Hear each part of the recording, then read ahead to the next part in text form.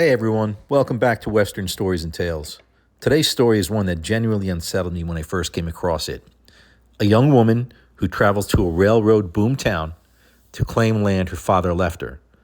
The night she arrives, she walks out to that land and finds something that tells her immediately she's already in danger. Someone has been there before her, someone who knew what was buried on that land and didn't want it found. Stay with me, this one doesn't let up. The grave had been disturbed. Not destroyed. Not excavated. Just disturbed. The ground above it pressed down in 2 or 3 places with the deliberate pressure of boots. The flat stone her father had positioned at the base of the juniper moved 6 inches to the left. The moss that had grown across the lower trunk scraped away in a patch roughly the size of a hand. Someone had been looking. Mae crouched in the early morning light and studied the ground around the juniper tree with the particular stillness of a person who had just understood something important and was taking the time to understand it completely before deciding what to do about it. She had arrived in Caldero Junction the previous evening. She had come directly to the hotel, eaten a meal, slept, and ridden out to her father's parcel at first light, before the town was fully awake, before the heat built, before anyone who might be watching the hotel had organized themselves to follow. She had not told anyone where she was going, which meant whoever had disturbed the grave had been here before she arrived, possibly days before, possibly the same week her father's death had been filed with the land office, and the notification letter had gone out to the address August had registered. Mae touched the displaced stone with her fingertips. Thought about her father's letter. Keep this safe. It matters more than I can explain. He'd known someone might come looking. He'd known the land was worth more than it appeared, and that people who understood what it was worth might eventually come to understand what was beneath it. He'd sent her the deed anyway, trusted her to come and find it, and know what to do with it. She stood up slowly and looked at the valley around her. The flat corridor of grassland, running north to south, along the spine of the most favorable grade any rail line crossing this territory would want to follow. The town of Caldero Junction, visible in the distance, with its false fronts, and its fresh lumber, and its particular faith in a railroad that hadn't confirmed itself yet. Someone already knew about the grave. Someone had tried to understand what it meant, which meant whatever advantage the grave gave her was not as secure as she'd hoped when she'd read her father's deed copy in a rented room 2 territories east, and begun to understand what he'd left her. She needed to move faster than she'd planned. The land office opened at 8 o'clock. Mae was waiting outside at 7:45. Perry arrived at 7:58 with a key and the permanently startled expression of a man who had not expected to find anyone waiting and was recalibrating his morning accordingly. "Miss Voss," he said, "you're early." "I need to file a prior claim notification," Mae said. "This morning, before anything else happens." Perry looked at her with the evaluating expression of someone trying to determine whether urgency of this specific kind was something he should be concerned about, or something he should simply process efficiently. He processed it efficiently. She laid out the deed copy, the survey map she'd studied the night before, and the notes she'd prepared during the 2 weeks before she left for Caldero Junction.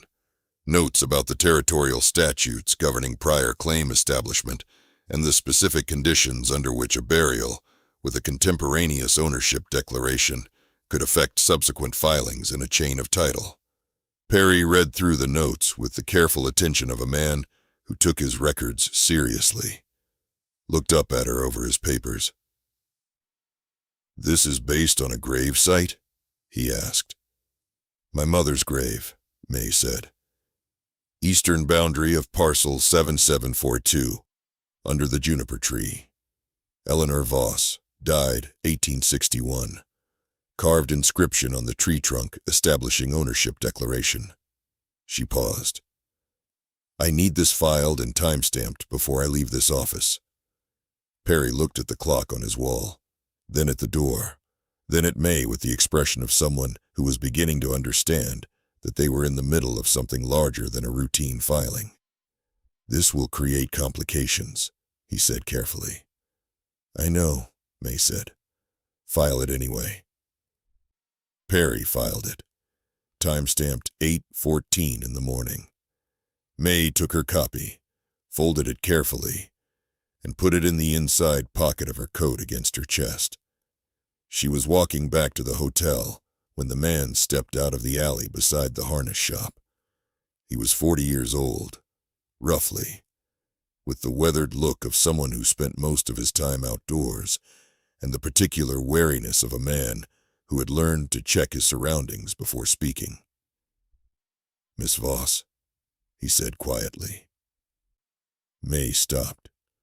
You don't know me, the man said. My name is Cal Denny. I had 40 acres on the north end of the valley floor. Had them for 11 years. Mae looked at him. Had, she said. Croke bought them 8 months ago. Cal's jaw tightened. Bought isn't exactly the word. I said no twice. Third time I said no, my well casing cracked overnight. Just cracked, by itself, in the middle of summer. He met her eyes. I sold the fourth time, he asked. Mae was quiet. Why are you telling me this? She asked. Because August Voss was a decent man who never caused anyone harm, Cal said. And because whatever he left you on that spine parcel, whatever's out there that Croke's men were poking around looking for 2 weeks ago, you should know what you're dealing with before you decide what to do with it. He looked down the street toward the building above the bank, where Harlan Croke had his office. He doesn't lose acquisitions, Cal said. Not when he's this close to the end. He stepped back into the alley, was gone before Mae could respond. She stood on the boardwalk in the morning light and thought about cracked well casings and men who said no twice and sold on the fourth asking. Then she went back to the hotel and sat down with her notes and began to think very carefully about what she was going to do next and in what order and how quickly. Judith Parr brought coffee without being asked and sat across from Mae at the corner table that was farthest from the other guests and closest to the window where you could see the street. Mae told her about the grave, about the disturbed ground, about Cal Denny in the alley. Judith listened without interrupting, which was the mark of someone who understood that interrupting people when they were telling you important things was a way of getting less important information than you would have gotten if you'd stayed quiet. When Mae finished, Judith was quiet for a moment. August knew they were looking, Judith said finally. That's why he came to town more in the last year.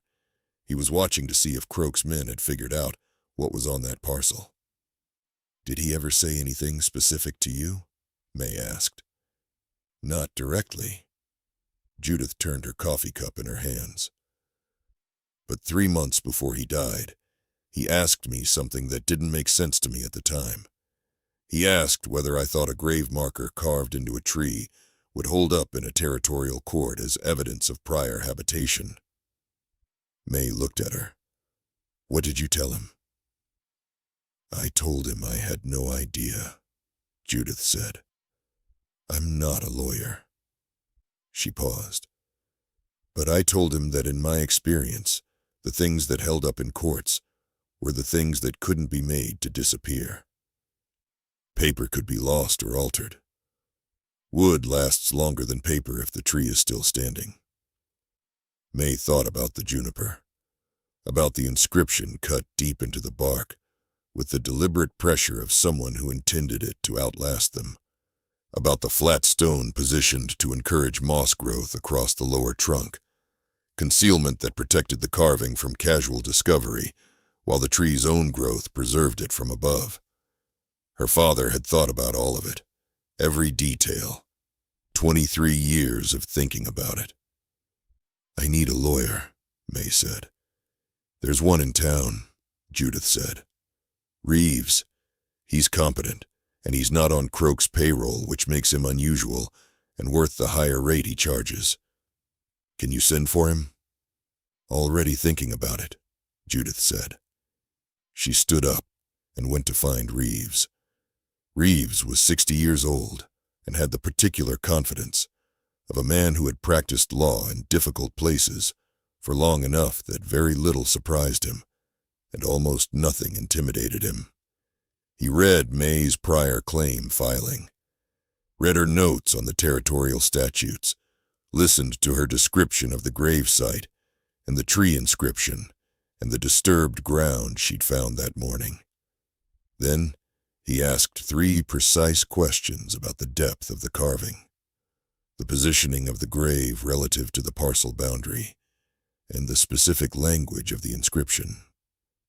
Mae answered all 3. Reeves sat back in his chair. "It's not certain," he said. "Prior claim through burial and declaration is unusual. There will be arguments against it. But it's viable," Mae said. "It's viable," Reeves agreed, "particularly given that the inscription specifically names the land as belonging to Eleanor Voss, predating your father's formal homestead filing. The declaration of ownership, combined with the burial, creates a stronger case than the burial alone." He paused. "The key question is whether the tree can be dated accurately enough to establish that the carving preceded the formal filing." "What would establish that?" "A dendrochronologist examining the growth rings against the carving depth," Reeves said. "It takes time, 2 to 3 weeks minimum for a credible expert to travel here and complete the examination." Mae thought about the disturbed grave, about Caldini's cracked well casing, about a man who didn't lose acquisitions when he was this close to the end. "What happens to my prior claim filing if someone produces a document showing my father sold the parcel before he died?" Mae asked. Reeves looked at her sharply. "Is that a possibility?" "I don't know," Mae said. "But I'd like to know what happens if it is." Reeves was quiet for a moment. "A sale document dated before your father's death would supersede the inheritance," he said carefully. "It would need to be authenticated, signature verified, witnesses confirmed, filing date established. But if it survived authentication, it would effectively void your claim." Mae nodded slowly. "How difficult is it to forge a land sale document in this territory?" she asked. Reeves looked at her for a long moment. "Not as difficult as it should be," he said, "for someone with resources and motivation and access to examples of the seller's signature." Mae stood up. "I need you to file a motion with the territorial court today," she said, "establishing my prior claim notification as the basis for a formal title dispute, time-stamped and officially recorded before anything else appears in the record." Reeves reached for his pen. "Sit down," he said. "This will take a few hours to draft properly. I want it bulletproof." Mae sat down. They worked through the afternoon. This is the moment everything becomes a race. Before we find out what Croke does next, if you're new to this channel, welcome. Every week we bring you stories from the frontier that history forgot. Stories about ordinary people who refuse to be outmaneuvered by people with more power. Subscribe and ring the bell so you never miss one. We put out a new story every single week. Now let's get back to Mae, because what arrives at the land office the following morning is exactly what she was afraid of. The document arrived at the land office at 9 o'clock the following morning. Perry sent for Mae immediately, which she took as evidence that whatever conscience he possessed was still functioning under pressure. She arrived at the land office to find a man she didn't recognize standing at the counter with a leather document case and the careful professional manner of someone performing a legal function he had been paid to perform, and preferred not to have opinions about. The document he'd filed was a land sale agreement, dated 6 weeks before August Voss's death. Seller, August Voss. Buyer, Harlan Croke. Parcel, 7742, Caldero Junction Valley Floor, 40 acres. Price, $800. Signature, August Voss. Witnessed by 2 names Mae didn't recognize. Mae read it twice. She felt cold settle in her chest, the way cold settled when something you had prepared for actually arrived and turned out to be exactly as bad as you'd prepared for. "Where was this filed originally?" she asked the man with the document case. "County Recorder's Office," he said. "Garrison County, 2 days after the sale date." Garrison County was 40 miles east, far enough that a filing there wouldn't automatically appear in Caldero Junction's land office records, unless someone specifically checked. Close enough that a motivated person could have filed it there 6 weeks ago and waited. Mae looked at Perry. Perry looked at the document with the expression of a man who was doing arithmetic he didn't like. "This predates your inheritance claim," he said carefully.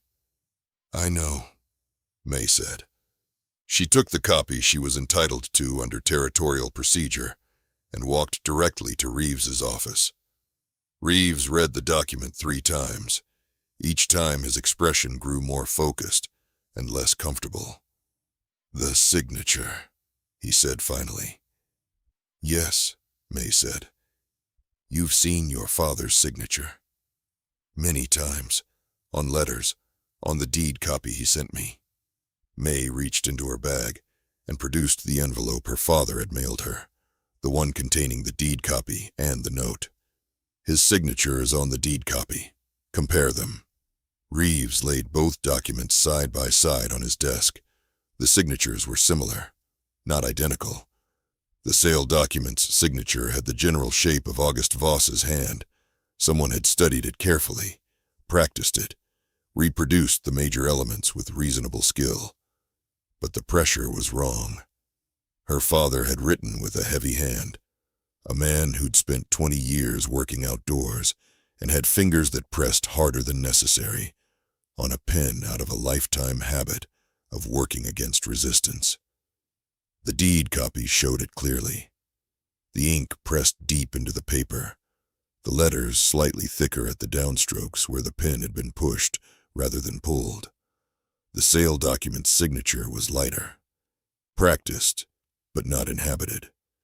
The signature of a man performing his own name rather than simply writing it. "It's forged," Reeves said. "Yes," Mae said. "Can I prove it?" "That's what I need to know." Reeves leaned back, looked at the ceiling, thought for a long time. "The witnesses," he said finally. "If the sale never happened, the witnesses are either fabricated or they're real people who signed something they were paid to sign and can be found and questioned." He looked at her. "Do you recognize either name?" Mae looked at the witness signatures again. 2 names. She didn't recognize them. But one of the names, a C. Brierly, had an address listed beside it. Caldero Junction. Someone local had witnessed a document in Garrison County, 40 miles away. Mae pointed at it. Reeves saw it immediately. "Either C. Brierly traveled 40 miles to witness a document," he said, "or C. Brierly's name appears on a document they never actually signed. Which means C. Brierly might be very interested to know their name is on a forged land sale document," Mae said. Reeves was already reaching for his coat. C. Brierly turned out to be Caroline Brierly, who ran the dry goods store on the south end of Main Street and had the expression of a woman who had been minding her own business for 43 years and intended to continue doing so until someone gave her a compelling reason not to. Reeves showed her the document, showed her the witness line, asked her quietly, and without drama, whether she had traveled to Garrison County 6 weeks ago to witness a land sale between August Voss and Harlan Croke. Caroline Brierly looked at the document, at her name written in someone else's handwriting in the witness line, at Reeves, at Mae. "I have never been to Garrison County in my life," she said, "and I never met August Voss, and I certainly never witnessed any document of any kind for Harlan Croke or anyone associated with him." She said it with the particular flat certainty of a woman who understood exactly what she was saying and what it meant, and had decided without hesitation that the truth was the correct response, regardless of what it cost her. "Would you be willing to say that in front of a territorial judge?" Reeves asked. Caroline Brierly looked at the document one more time, at her name written by someone else's hand on a document she'd never seen. "Yes," she said, "I would." The public hearing Reeves filed for was scheduled for the following Thursday. Mae spent the intervening days doing 3 things. First, she wrote letters to the Pacific and Mountain Railroad Company's Land Acquisition Office, informing them that parcel 7742 in Caldero Junction was the subject of a title dispute involving a forged sale document and a prior claim based on a grave site predating the formal homestead filing. To the Territorial Attorney General's office, describing the forged document and the fabricated witness signature. To a dendrochronologist at the Territorial University, whose name Reeves had produced from somewhere in his extensive professional memory, requesting an urgent examination of a tree inscription relevant to an active title dispute.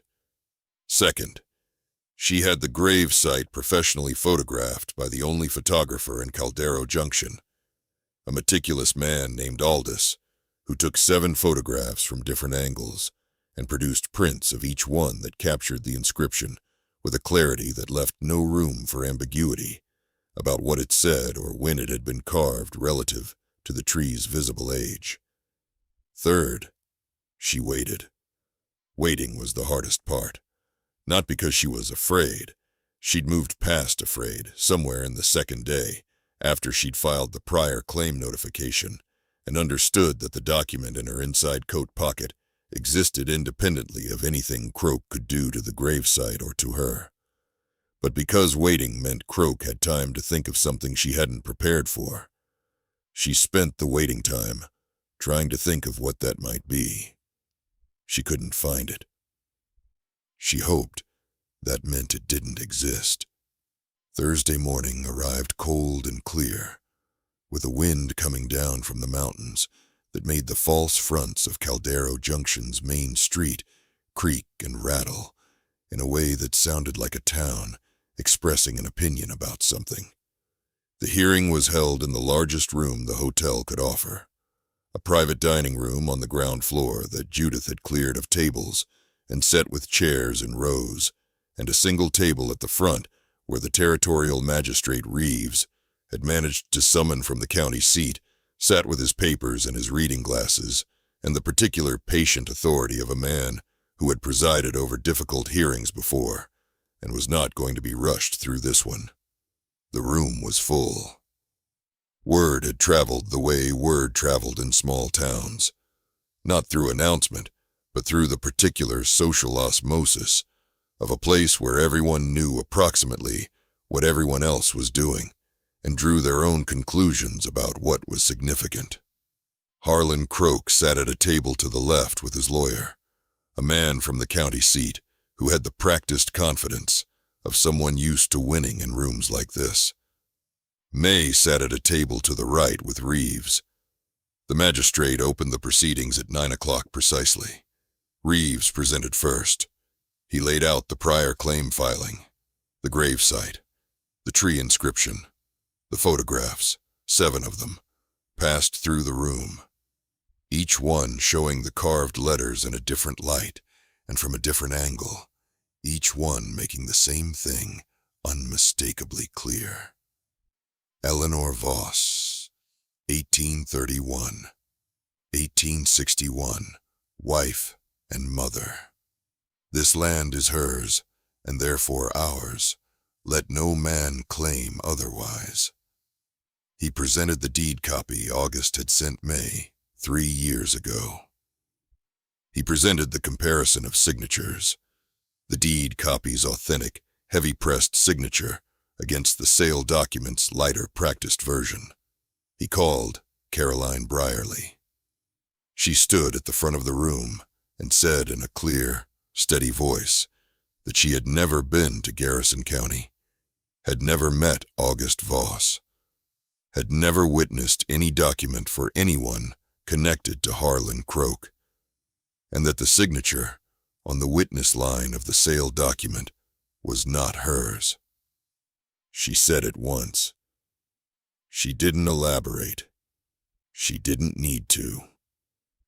The room was very quiet when she sat down.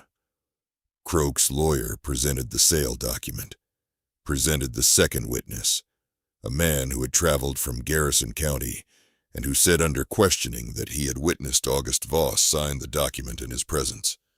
Reeves asked him 3 questions: what August Voss looked like, what he'd been wearing, what time of day the signing had occurred. The man answered all 3. Reeves produced a statement from August Voss's doctor, establishing that on the date of the alleged signing, August had been confined to his bed with the fever that would kill him 3 weeks later, and had not left his property. The second witness looked at the statement, looked at Croke's lawyer, looked at the magistrate, said nothing. The magistrate looked at him for a long time. Then he looked at Croke. Then he looked at the photographs of the grave marker still circulating through the rows of chairs. Then he made his ruling. The sale document was invalidated. The forged witness signature was referred to the Territorial Attorney General for investigation. The prior claim, based on Eleanor Voss's grave and the contemporaneous ownership declaration, was recognized as sufficient to establish that August Voss's formal homestead filing had rested on a prior claim that predated the territorial survey, meaning the chain of title was unimpeachable, and Mae Voss's inheritance was complete and unassailable. The ruling took 11 minutes to deliver. Croke sat at his table, through all 11 minutes with the expression of a man revising his understanding of a situation he had believed was under control. When the magistrate finished, Croke stood and walked to Mae's table. His lawyer said something to him quietly. Croke ignored it.